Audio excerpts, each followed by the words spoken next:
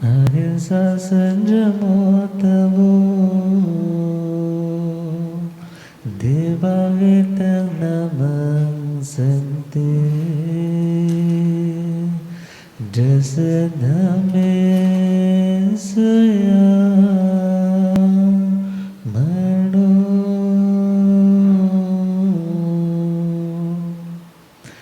जे हाथ जोड़ गोरानो मेरी वंदना जे हाथ जोड़ एक बार वंदना हजार बार वंदना एक बार वंदना लाख बार वंदना करोड़ बार वंदना लाख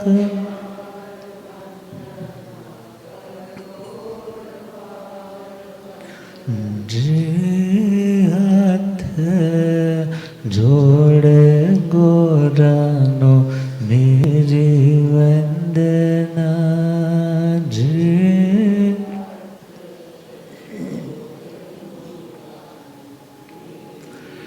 डगमग डोले नैया मेरी डगमग डोले मुझको सतगुरु तेरे मुझको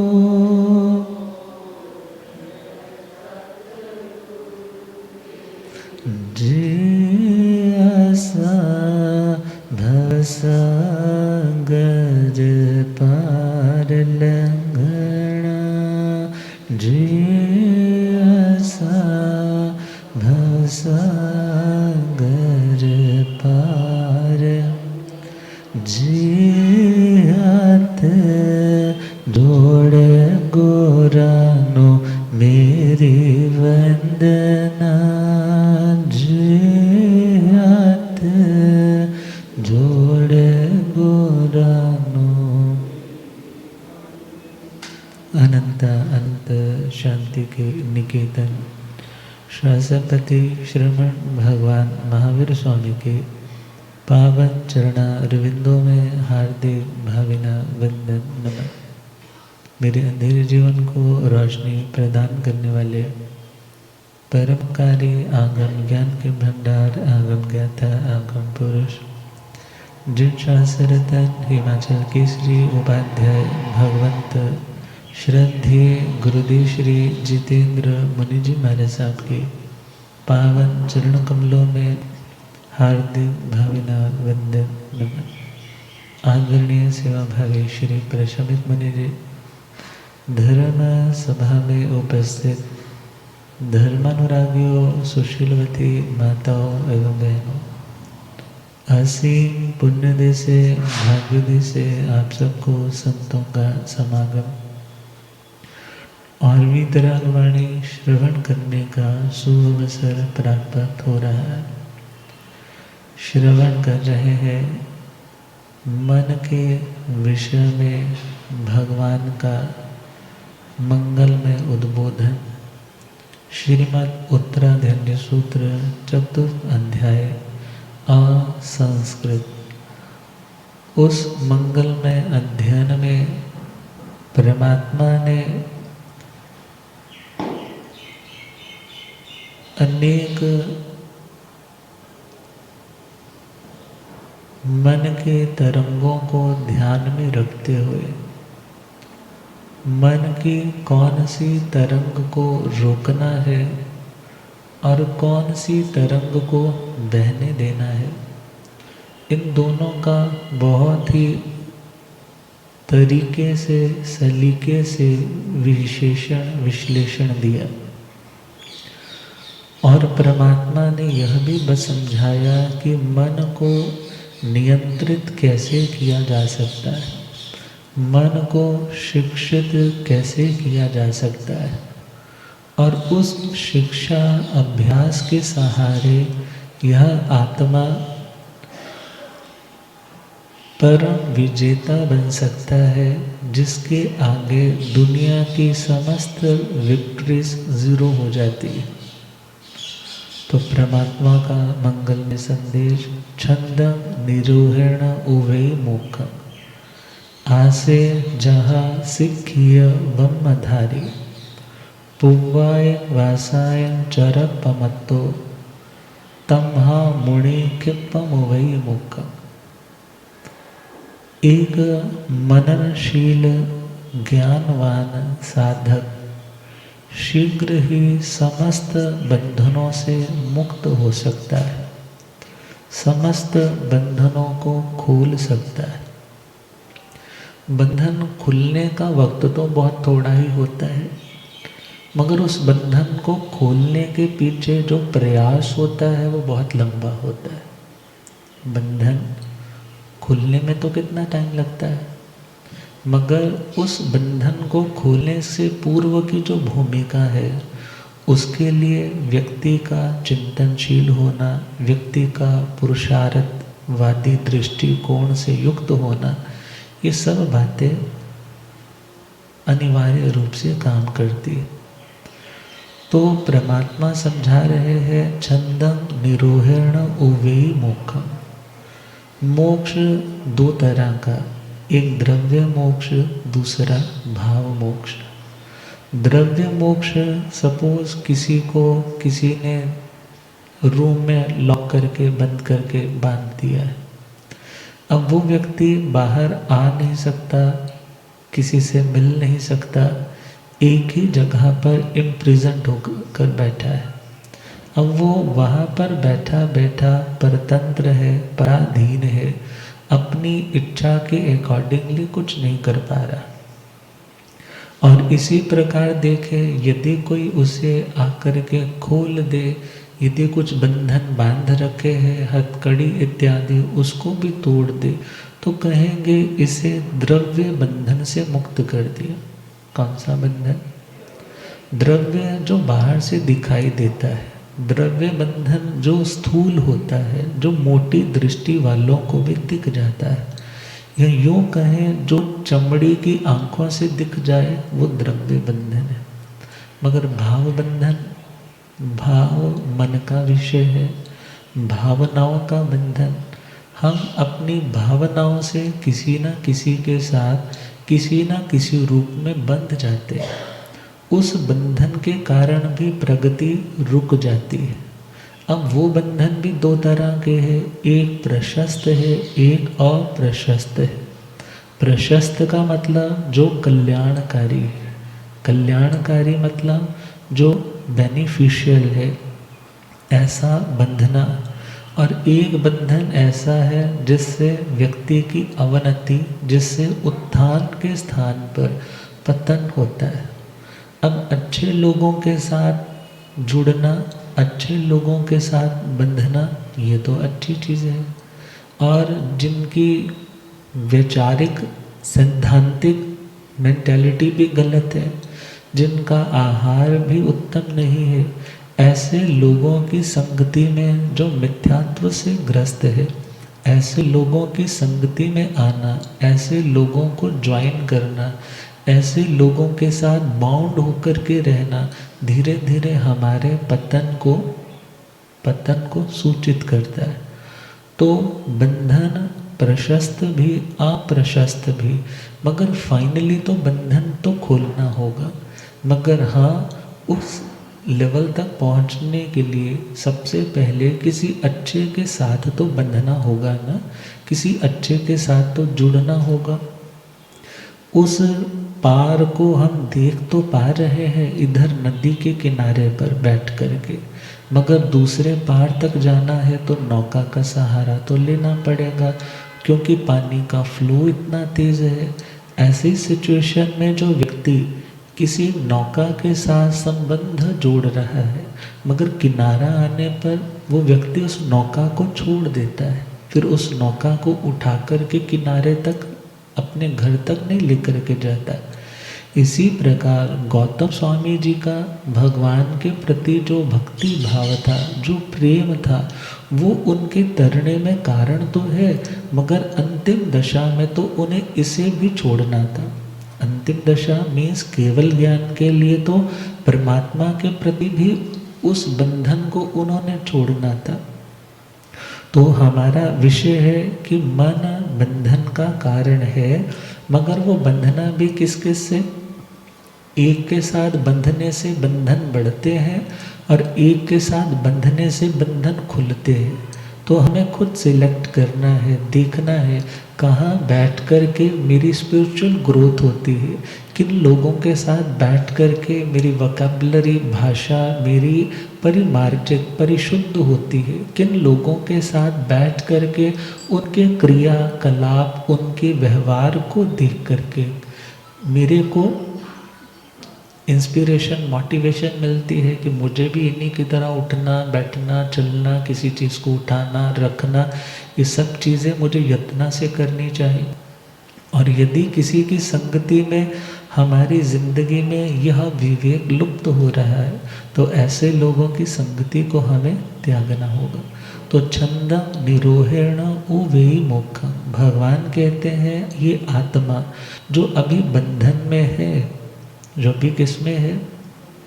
द्रव्य बंधन, भाव बंधन, जो बंधनों में है उसे क्या चिंतन करना है कि मैं बंधनों से मुक्त होना चाहता हूँ।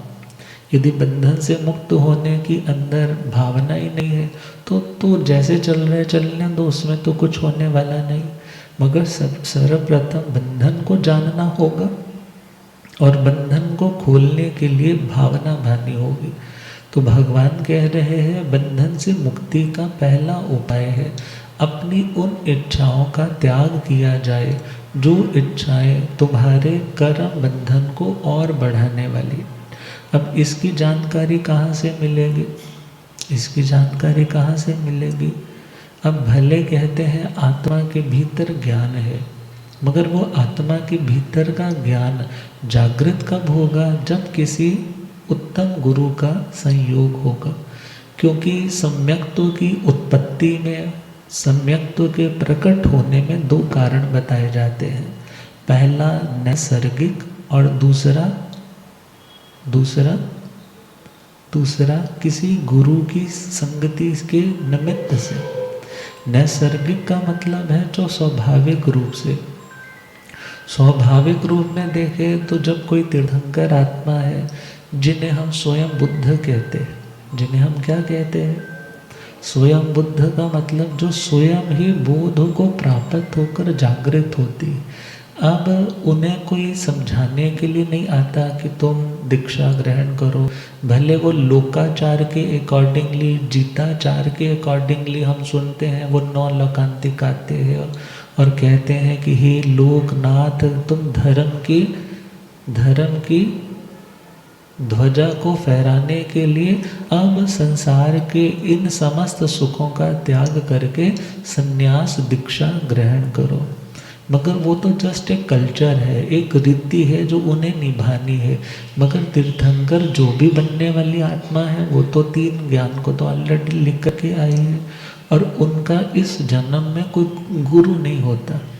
इस जन्म में कोई गुरु, पूर्व जन्मों की अपेक्षा तो गुरु होंगे, मगर इस जन्म में जिन्होंने उन्हें समझाया, सन्मार्ग बताया, उनकी आत्मा के भीतर सम्यक तो क्या सही है उस दीपक को प्रज्वलित किया, ऐसा उस कॉस्ट्यूम में कोई गुरु उनका नहीं होता। तो जिन्हें इस तरह से सही की पहचान होती है उनके लिए कहा जाता है नैसर्गिक। क्या कहा जाता है? नैसर्गिक। निसर्ग बोलते हैं स्वभाव को, स्वाभाविक रूप से ही। कई लोगों में स्वाभाविक ही धर्म के प्रति लगन होती है, धर्म के उपकरण उठा कर के वो मुँह पे लगाने लग जाते हैं। घर में सामायिक का कक्ष है, वहाँ आकर के बच्चे बैठ जाते हैं। स्थानक आते हैं, बिल्कुल शांत होकर के बैठ जाते हैं। तो कुछ लक्षण है कि उन्हें धर्म का पूर्व का अभ्यास है। मगर जो बाहर से किसी गुरु की संगति से कुछ अच्छा सुन करके, कुछ अच्छा पढ़ करके, जिनकी आत्मा नॉलेज को अर्जित करके, अटेन करके, नया ज्ञान सीख करके अपने भीतर के सोए हुए ज्ञान को जागृत करती है, उनके लिए कहा जाता है कि इन्होंने अपने ज्ञान को किसी के निमित्त से जागृत किया, किसी के निमित्त से जागृत किया। तो मन की बात कर रहे हैं, भगवान फरमा रहे हैं हमें पहले नॉलेज का होना ज़रूरी है कि कौन बंधन में बांधता है और कौन से कारण हैं जिससे बंधन खुलते हैं। तो बंध तत्व जिन्हें आता होगा, कौन सा तत्व? अब बंध तत्व आता होगा तो पता चलेगा ज्ञानावरणीय कर्म कैसे बनता है, दर्शनावरणीय, वेदनीय, मोहनीय, आयु, नाम, गोत्र, अंतराय, यदि कर्म बंधते कैसे यही नहीं पता होगा तो अपने मन को रोकेगा कैसे कि मैंने ये कर्म नहीं बांधना, ऐसा करूँगा तो ये बंधेगा, तो ये कर्म बांधूंगा तो उसका ये रिजल्ट मुझे भी भोगना पड़ेगा। तो परमात्मा ने कहा अपने मन का सुधार करने के लिए, परिष्कार करने के लिए अपनी इच्छाओं को सर्वप्रथम रोकना सीखे। सर्वप्रथम क्या करना सीखे? इच्छा आई है पहले उसको रोको। अब बहुत बार घर में बच्चे जो भी नए नए अधिकार संपन्न होने लगते हैं तो फिर भी उनमें क्या रहता है, जो समझदार होते हैं कुछ करना है तो पहले किन से सलाह लेते हैं? बड़ों से कि ये करो या नहीं करो। इसी प्रकार मन में कुछ आया कि मैं ये करना चाहता हूँ तो उस टाइम हिम्मत है तो अपने गुरु भगवंत से पूछे, वरना भगवान के संदेशों से टैली करके देखे जो मैं करने जा रहा हूँ क्या मेरे लिए हितकारी है या अहितकारी है। और यदि वो हितकारी नहीं है तो भगवान ने कहा उसको क्या कर दो, इच्छा है ना, उस इच्छा को पहले रोको। और इच्छा जो एनर्जी की भांति फ्लो कर रही है, कुछ करना है तो उसको डायरेक्शन कोई और दे दो। क्योंकि यदि एक नदी बहते हुए सपोज करो किसी शहर की ओर बढ़ जाती है बाढ़ का रूप लेकर के तो क्या होगा? तो विनाश होगा। और वही नदी यदि बांध करके बिजली इत्यादि पैदा कर ली जाती है और वहाँ पर खेती बाड़ी के लिए और नहरें निकाल दी जाती है तो वही पानी क्या हो जाता है? वही पानी डिस्ट्रक्शन के स्थान पे कुछ कंस्ट्रक्टिव, कुछ काम का हो जाता है। इसी प्रकार मन की तरंगे, मन के बहाव, मन की भावनाएं कई तरह की आती है, मगर सर्वप्रथम उसे रोकना है। रोकने के बाद सही डायरेक्शन में उसे फ्लो आउट होने देना है। तो परमात्मा कह रहे हैं छंदं निरूहेण उवेयी मोक्षं। व्यक्ति यदि चाहता है कि मुझे बंधन में ना आना पड़े, पश्चाताप के आंसू ना बहाना पड़े, मेरे को किसी भी प्रकार का बाद में गिल्ट फील करना ना पड़े, तो उसे यदि कुछ मन में आ रहा है पहले रुक कर के देखना है, वॉच करना है कि जो मैं सोच रहा हूँ क्या ये ठीक है। क्योंकि हमारी दृष्टि से हमारी सृष्टि बनती है, हमारी सोच से हमारा संसार बनता है। और हमारी सोच यदि गलत है, और सोच गलत होने का कारण कुछ तो पूर्व जन्म का हमारा कर्म का उदय भाव, कुछ तो निश्चय से, कुछ तो क्या निश्चय से तो क्या है हमारे पूर्व के कर्म का उदय भाव, वो उदय में आया है। और जिसके कारण यदि फिजिकली चले तो हमारे ग्लैंड से वैसा वैसा सिक्रेशन होने लग जाता है, क्योंकि हम उसके प्रभाव में आकर खुद को स्वभाव में नहीं टिका पा रहे हैं। और जब वैसे ही अंतःस्रावी ग्रंथियों से स्राव होने लगा तो उसी से फिर इमोशंस क्रिएट होने लग पड़े, और वो इमोशंस ही देखा जाए फीलिंग्स को जन्म देने लग पड़े। व्यक्ति कहता है मेरा मन उदास है, मेरा मन ये करने को कर रहा है। अब कभी कभी हमारे भीतर के संस्कारों को ट्रिगर करने के लिए, उनको जागृत करने के लिए बाहर का माहौल कारण बनता है, बाहर का माहौल कारण बनता है। और कई बार हम स्वयं कुछ चीज़ें घट चुकी है, मगर उन्हें स्मृति के कोश से, मेमोरी के उस स्टॉक हाउस से ला करके, उधेड़ करके, याद करके, उसी केमिकल सिक्रेशन को फील करके दोबारा उसी फीलिंग में चले जाते हैं। मगर उस फीलिंग से क्या होगा? यदि तो वो फीलिंग हमें सुकून देने वाली, हमारे कर्म को काटने वाली है, तो वो तो बुरी नहीं है। मगर यदि वो हमें विकृत कर रही है, विकृत का मतलब एक है अविकार दशा, दूसरी है विकार दशा। एक है स्वाभाविक दशा, दूसरी है वैभाविक दशा। अब दूध है तो दूध का आगे बीच में खट्टा डाल दिया तो क्या बन गया? दही बन गया। ऐसे ही देखे तो आत्मा का शुद्ध ज्ञान उपयोग, शुद्ध दर्शन उपयोग, जानना और देखना। मगर उस जानने और देखने के साथ साथ जब कोई राग का कण, कोई द्वेष का कण, कोई क्रोध का, मान का, माया का, लोभ का, या 18 पापों में से किसी भी पाप का भाव बीच में आकर के गिरता है, तो उस समय कर्म का बंधन। किसका बंधन? अब आत्मा को क्या करना है?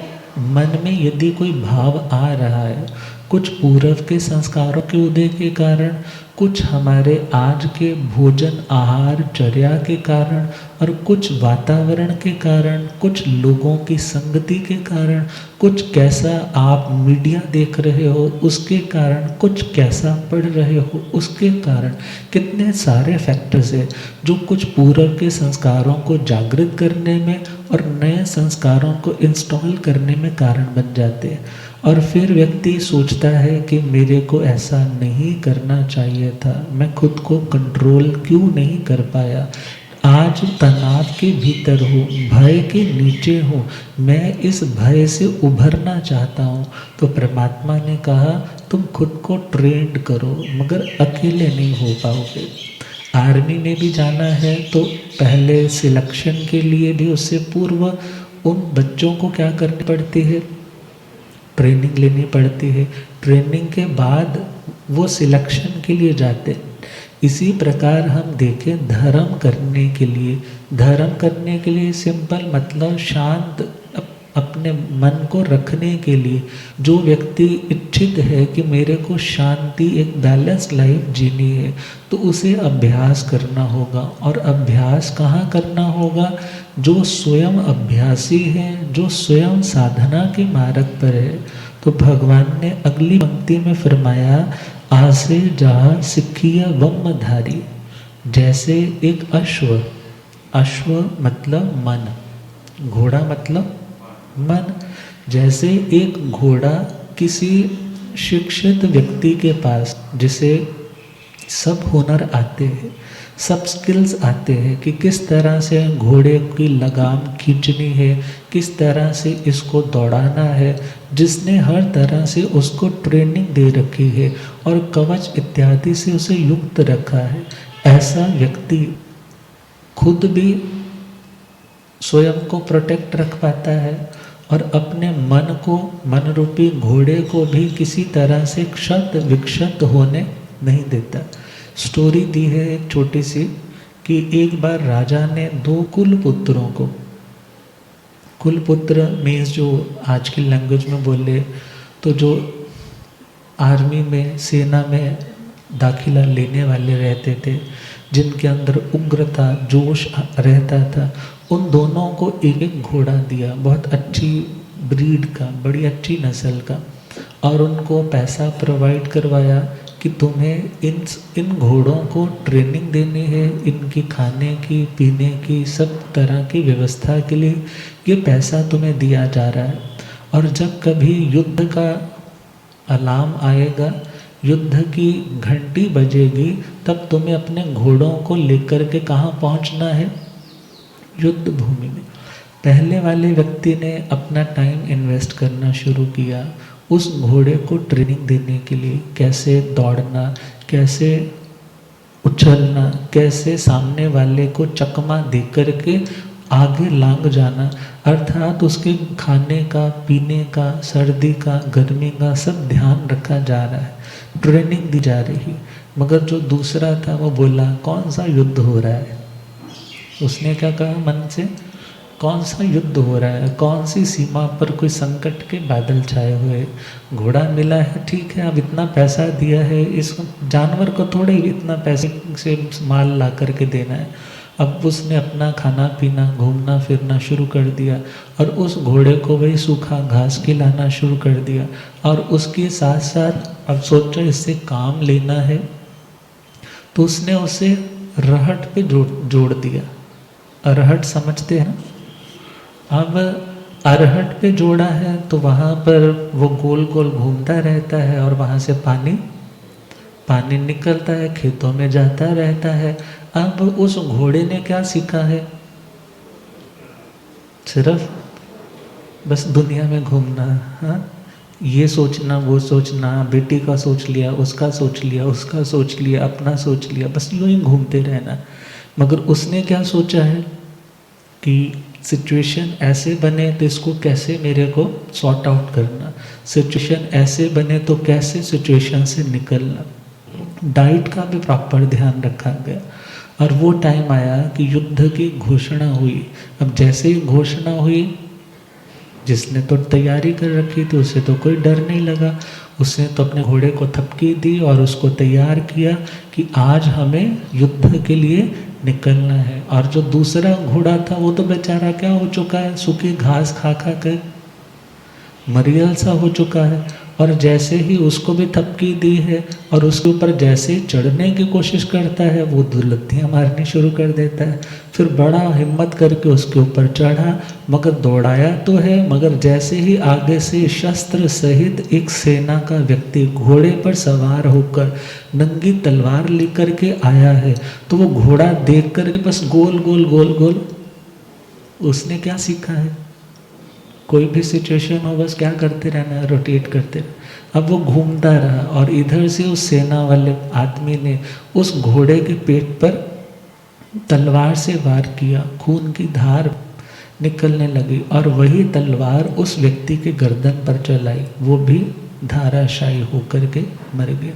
मगर जो पहले वाला था वेल ट्रेन था, अब शत्रु को चकमा भी दिया, शत्रु का संहार भी किया, कवच इत्यादि से युक्त था और वेल ट्रेन था, तो वह स्वयं विजेता बनकर के सुरक्षित अपने स्थान पर वापस लौटता है। अब ये स्टोरी तो काल्पनिक ही होगी, मगर यहाँ मैसेज क्या है, मैसेज क्या है, घोड़े के समान कौन है, मन। अब विचार करना है मन को हम क्या डाइट दे रहे हैं, मन को क्या डाइट दे रहे हैं। क्या मन को अच्छा ज्ञान देने के लिए कुछ अच्छा टेक्स्ट पढ़ रहे हैं, किन्हीं अच्छे लोगों की, हाई वाइब्रेशनल लोगों की संगति में बैठ रहे हैं। क्योंकि कहते हैं हीयते ही मतिस्तात ही नहीं सह समागमात् समयश्च समताम याति विशिष्टे च विशिष्टता। कहा है हमारी मति का ग्राफ, हमारा बौद्धिक क्षमता का ग्राफ, हमारी मेंटालिटी, हमारा सोच, हमारी नज़रिया, ये सारी चीज़ें डाउन चलने लग जाती हैं। कब? जब हम अपने से भी लोअर मेंटालिटी के लोगों के साथ उठते बैठते हैं। होता है कि नहीं? अब कहा यदि हम अपने समान कैटेगरी के लोगों के साथ उठते बैठते आते जाते हैं, तो एटलीस्ट हम यदि ऊपर नहीं उठ रहे हैं तो कम से कम नीचे भी नहीं गिर रहे। हमारा लेवल क्या रहता है, मेंटेन रहता है। और यदि हम चाहते हैं हम और विशिष्ट बने, तो हमें अपने से भी और उत्तम भावना वाले लोगों की संगति में बैठना होगा, जिनका आचार, जिनका विचार प्रामाणिक हो, जिन्हें दीन दुनिया के प्रति कोई ज़्यादा लगाव नहीं, अपने कर्तव्य के प्रति समर्पण का भाव। जब ऐसे लोगों की संगति में उठोगे बैठोगे तो धीरे धीरे हमारी सोच का ग्राफ भी क्या होने लग जाएगा।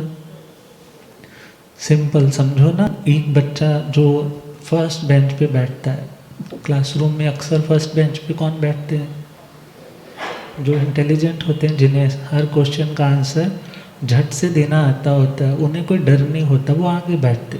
और जिन्हें कुछ आता जाता नहीं होता, वो कहाँ बैठते हैं? जिन्होंने पीछे बैठ करके क्रॉस जीरो वाली गेम्स खेलनी होती है, आज की लैंग्वेज में बोले तो जिन्होंने सिर्फ वहाँ पीछे बैठ करके अपना व्हाट्सएप वगैरह देखना होता है, वो लास्ट वाले बेंच पे बैठेंगे। अब सपोज़ वो फर्स्ट बेंच वाला बच्चा लास्ट वाले बेंच पे चला गया, दोस्ती हो गई। अब दोस्ती हो गई है तो वो देखता है ज़िंदगी तो इनकी कोई ऐसी नहीं है, ना तो मैडम इनको कुछ कहती है, ना ही कोई व्यक्ति कहता है, स्कूल में सारे लोग इनसे डरते हैं, इनसे बना के रखनी चाहिए। अब उनके साथ बैठने लगा तो धीरे धीरे धीरे धीरे पढ़ने का रुझान ख़त्म। आज बंक मार करके आज मूवी देखने चलेंगे, आज यहाँ खाने पीने चलेंगे, और जब फाइनल रिपोर्ट आई तो क्या देखा कि मार्क्स क्या हो गए। जैसे शेयर मार्केट धड़ाम से गिरती है ना, ऐसे मार्क्स भी धड़ाम से नीचे गिरे। तो माँ ने आकर के देखा जब कि बिल्कुल ही सीधा ही 60% नीचे आ गया, तो जाकर के जब पेरेंट्स मीटिंग होती है आजकल, पहुंच गई टीचर के पास, अजी हमारे बच्चे को ठीक से नहीं पढ़ाया जा रहा, हम पैसे पूरे दे रहे हैं, फिर बच्चा क्यों नहीं पढ़ रहा। कहने लगे बच्चा तो पढ़ता था, मगर अब कहाँ बैठता है, आपका नौनिहाल पीछे बैठता है। अब उनके साथ बैठता है तो अब जैसा उनका स्टैंडर्ड है तो इसका स्टैंडर्ड भी क्या होगा, डाउन ही तो जाएगा। अब वो रिक्वेस्ट करती है और बड़ी स्ट्रांगली उनको कहती है कि मेरा बच्चा कुछ भी कहे, मगर आपने इसे पीछे बैठने कहाँ बिठाओ इसको। अब आगे बैठने लगा, मन तो मारना पड़ा, मगर धीरे धीरे धीरे धीरे लगने लगा, अरे जब ये इतने इंटेलिजेंट है, जब ये इतनी मेहनत करके इतना अच्छा स्कोर कर रहे हैं, अपने पेरेंट्स की आंखों में खुशी के आंसू तो देखना चाहते हैं, मगर नाराज़गी के आंसू नहीं देखना चाहते, तो मैं भी इन जैसा बन करके दिखाऊंगा। धीरे धीरे उसका ग्राफ क्या होगा। ये तो बड़ा लाइव एग्जाम्पल है ना। तो धर्म के मामले में चले, ये मानसिक चिंता, मानसिक तनाव, मन से गलत, वाणी से गलत, शरीर के व्यवहारों में गलत जब कोई कर रहा है ना, उसको ज़रूरत है किसी अच्छे व्यक्ति की संगति की। उसको किसकी ज़रूरत है? किसी अच्छे व्यक्ति की संगति की, जो हमेशा पॉजिटिव अप्रोच वाला हो, जो हमेशा समाधान को खोजने वाला हो, जो किसी का बुरा नहीं बल्कि ज़िंदगी में भलाई के काम करने वाला हो, अपनी मर्यादाओं में रहने वाला हो।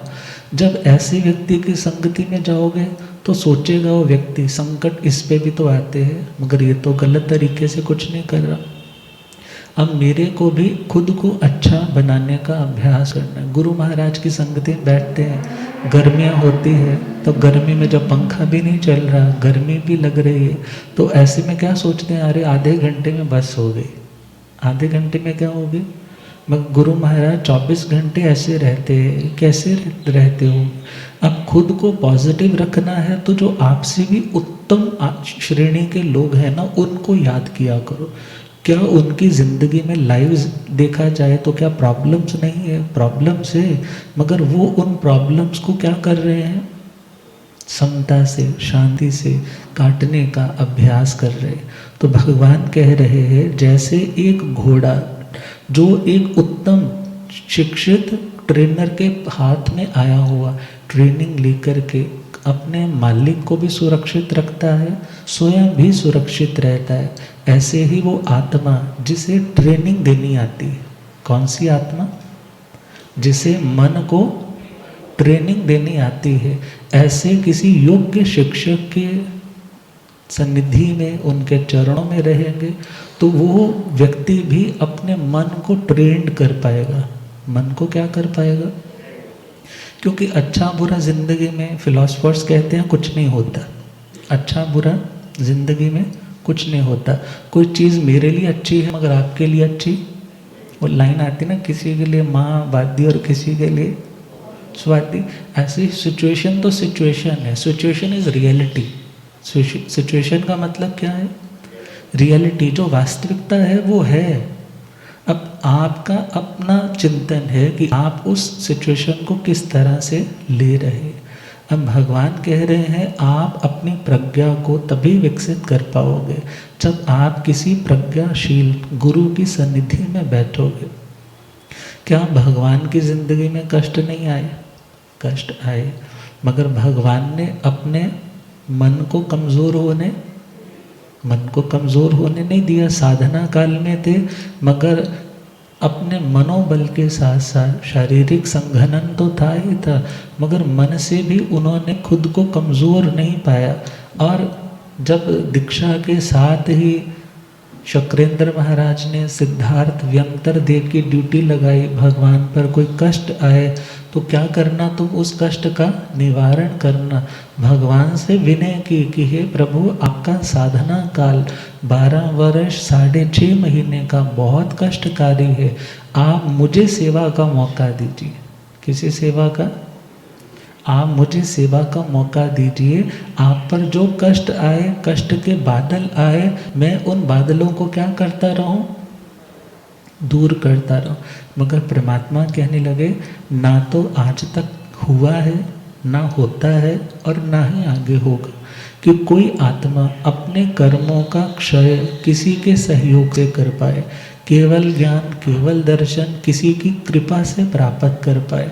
कर्म मैंने बांधे हैं तो मैं प्रण लेता हूँ, जब तक केवल ज्ञान नहीं हो जाता तब तक अपने सर्व कर्मों को बड़ी ही सहिष्णुता के साथ, शांति के साथ, बिना कोई प्रतिकार किए, बिना उसको अपोज किए स्वीकार करूँगा और उस कर्म को नष्ट करूँगा, मगर किसी से कोई कंप्लेंट नहीं करूँगा।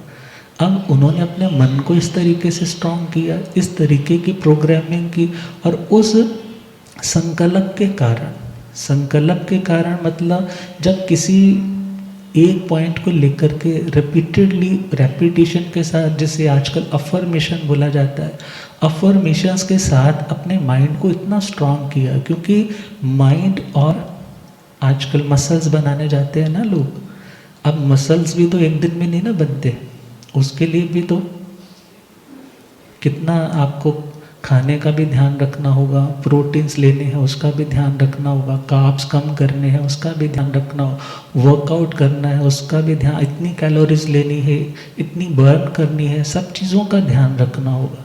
अब इसी प्रकार देखें, जैसे मसल्स को बनाने के लिए, उनको एक शेप में लाने के लिए मेहनत करनी पड़ती है, कॉन्टीन्यूसली आपको उस पर वर्क करना पड़ता है। ऐसे ही माइंड भी तो एक मसल है ना, मन को भी किस रूप में कहा? मसल। उसको भी ट्रेन करने के लिए, उसको भी एक शेप में लाने के लिए, उसको भी देखा जाए धर्म के अनुकूल चलाने के लिए आत्मा को क्या करना पड़ेगा? उसके ऊपर वर्क करना पड़ेगा, अभ्यास करना पड़ेगा। और इस मन में मुख्य देखिए कितनी चीज़ें हैं। पहला पॉइंट है कल्पना करना। क्या करना? इमेजिनेशन। यदि एरोप्लेन बन पाए, यदि बड़े बड़े बिल्डिंग्स 100 मंजिल की बन पाई, तो ये भी क्या थी? किसी की कल्पना थी। अब ये कल्पना कहाँ आती है? माइंड में तो आती ना, दिमाग में तो आती है। अब कोई व्यक्ति भूतकाल में मीन्स अपने पास्ट में झांकता है, तो उसने जिन जिन दिक्कतों का सामना किया, वो सोचता है कि आगे किसी को उन दिक्कतों का सामना ना करना पड़े। वो अपनी स्मृति को यूज़ करके नई कल्पना करता है। किसके लिए? सेफ्टी के लिए। किसके लिए? ये किसका काम है? वो भी मन का है। वर्तमान में समाधान खोजने के लिए खुद को कॉन्सेंट्रेट करना। क्या करना? एकाग्र करना। किसी एक पॉइंट को अग्रता मतलब प्रमुखता। अग्रज बोलते हैं ना, अग्रज किसे बोलते हैं? जो बड़ा भाई होता है उसे क्या बोलते हैं? अग्रज। अग्र का मतलब प्रधान। अग्र का मतलब प्रधान, जो मुख्य है। इसी प्रकार हम देखें कि यदि हम किसी एक पॉइंट को अग्रता, प्रधानता, मुख्यता, प्रायोरिटी दे करके उसके ऊपर अपनी इस मन की शक्ति को पूरी तरह लगा देते हैं, फोकस कर देते हैं, तो उसका नाम होता है एकाग्रता। उसका नाम क्या है? एकाग्रता। और उस एकाग्रता में कितना कुछ समाधान निकल आता है। और उसी के साथ साथ हम देखें एकाग्रता, व्यग्रता। व्यग्रता का मतलब है जब व्यक्ति कई सारी चीज़ों को मुख्यता देकर के चलता है तो उसका मन कंसंट्रेट नहीं हो पाता। जब एक टाइम पे किसी एक चीज़ को पकड़ करके उसके ऊपर फोकस करता है तो उसकी एकाग्रता बढ़ने लग जाती है। और भगवान ने क्या कहा? भगवान ने कहा एकाग्रता वही अच्छी है जिस एकाग्रता से कर्म का बंधन रुक सके, जिससे कर्म का बंधन खुल सके, उसी एकाग्रता का फायदा है। अब बचपन में होते थे तो वो कौन से वाला होता था, मैग्नीफाइंग ग्लास। क्या करते थे मैग्नीफाइंग ग्लास से?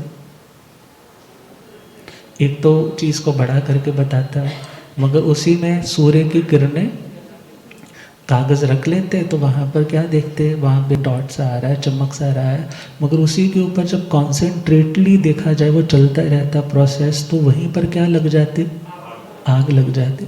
इसी प्रकार मन की शक्ति जो सूर्य की किरणों की तरह बिखरी है सपोज, मगर उन सभी को क्या कर लिया, एक जगह पे कॉन्सेंट्रेट किया है तो आग लगेगी। क्या लगेगी? ध्यान आग है। कंसंट्रेशन इज ध्यान। ध्यान क्या है? आग। और उस आग से आप नोटों के बंडल भी तो जला सकते हो, और आप चाहो तो उस आग से गंदगी के ढेर भी क्या कर सकते हो, जला सकते हो। इसी प्रकार ध्यान आरत और रौद्र भी है। ध्यान आरत और रौद्र भी है। वो भी किसका विषय है? किसका विषय है, किसका काम है? मन का। अब धर्म और शुक्ल वो भी आग है, मगर वो आग किसको जलाती है? कर्मों को।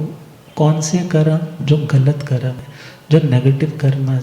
तो परमात्मा कह रहे हैं मन के माध्यम से तुम बहुत कुछ हासिल कर सकते हो। एक संगी व्यक्ति ही मोक्ष में जा सकता है। संगी व्यक्ति ही मोक्ष में अयोगी के लेवल तक जा सकता है, मगर उससे पूर्व योगों का होना तो जरूरी है। तो छंदं निरोहण उवे मोखम आसे जहाँ सिक्किय वम्मधारी पुव्वाय वासाय चरपमत्तो। और इस साधना का अभ्यास कब तक करना है? गुड्डे पधारे। हो रब मेरा सतगुरु बन के आया,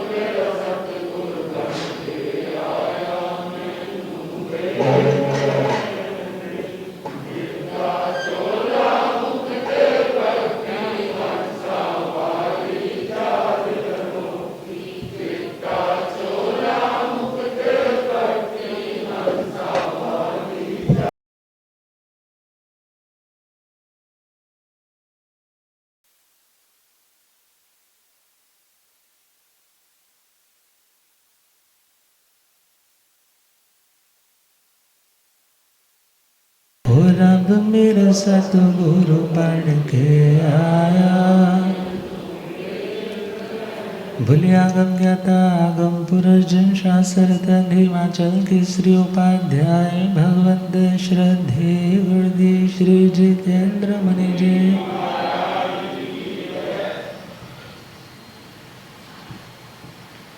तो डिपेंड करता है कि हम अपनी मन की सेज पे, सेज समझते हैं ना, मन की सेज पे प्रायोरिटी के साथ किस बात को रख रहे। यदि तो उस पे गुरु महाराज की किसी शिक्षा को रख रहे हैं तो हमारा चिंतन उसके अकॉर्डिंग चलेगा। और यदि दुनिया की किसी बात को रख रहे हैं, दुनिया की इन्फॉर्मेशंस को ही प्रायोरिटी दे रहे हैं, तो हमारा ध्यान, हमारा चिंतन उसके अनुसार होगा। तो सिंपल सा कहा, रिप्लेस करना सीखे। पंजाबी के सूफी एक कवि हुए हैं, उन्होंने बुल्ले शाह, बुल्लिया मंदा की समझाना, इधरों पुटना ते इधर लाना, मीन्स रिप्लेस। आज के मोटिवेशनल स्पीकर्स ने बोला उसको रिप्लेस कर ले, थॉट को रिप्लेस करे, बिकॉज थॉट से फीलिंग क्रिएट होती है, फीलिंग के पीछे इमोशन काम करता है। मगर हमें क्या करना है? रिप्लेस। रिप्लेस, जब घुटने खराब होने लगते हैं तो क्या करते हैं? रिप्लेस। ये तो समझ आ रहा है ना, रिप्लेस करते। ऐसे ही विचार भी तो जब खराब चल रहे हैं, जो तंग दे कर रहे हैं, जो फ्रस्ट्रेट कर रहे हैं, उसको क्या कर दें आप? उसको निकाल दें। खुद ही ऑपरेट करना पड़ेगा, अदरवाइज खुद नहीं करोगे तो फिर किसी साइकेट्रिस्ट के पास, साइकोलॉजिस्ट के पास, काउंसलिंग के हज़ारों फीस भी देनी पड़ेगी, दवाइयाँ भी खानी पड़ेगी, और वो भी नहीं पता पूरी तरह ठीक हो पाओ या। और धर्म तो इतनी अच्छी काउंसलिंग हमें देता है, मगर हम सोचते हैं धर्म है क्या, ये तो विलियां का काम है, ये तो फ्री है, जो स्थानकों में बैठे रहते हैं। मगर ये अच्छी चीज़ें सुनते सुनते माइंड की कितनी, देखा जाए कितनी ज़्यादा सफाई हो जाती है, कितने अच्छे संस्कार नए क्रिएट हो जाते हैं, पुराना गार्बेज निकलने लग जाता है यदि उसको मन से सुनने लग जाए। तो क्या भावना? मेरा मन ऐसे सेज बन जाए, मेरा मन ऐसे सेज बन, गुरुवर मेरा कर बैठे, गुरुवर मेरा आकर बैठे, कभी न लौट के जाए, मन ऐसी सेज बन जाए, मेरा मन ऐसी सेज। तुम मुझ में, मैं तुझ में समाओ, मिट जाए सब अंतर। तुम मुझ में, मैं तुझ में समाओ, मिट जाए सब ऐसा बना दो ये मन मेरा, बैठो प्रभु जी निरंतर। ऐसा बना दो ये मन मेरा, बैठो प्रभु जी ने। आपको बैठा देख के दाता, आपको बैठा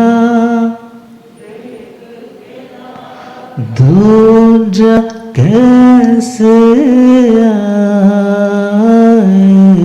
मन ऐसे सेज बन जाए, मेरा मन ऐसे सेज बन। चंचल मन को आप ही दाता, काबू कर सकते हो। चंचल मन को आप ही दाता, काबू आप ही समय प्रभु भक्ति के सब रस भर सकते हो। आप ही समय प्रभु भक्ति के सब रस भर अपनी तो बस एक तमन्ना, अपनी तो बस एक जीवन तुझको भाए, मन ऐसी सेज बन जाए, मेरा मन ऐसी सेज। सतगुरु मेरा कर बैठे, सतगुरु मेरा आकर फिर न लौट के जाए, मन ऐसी सेज बन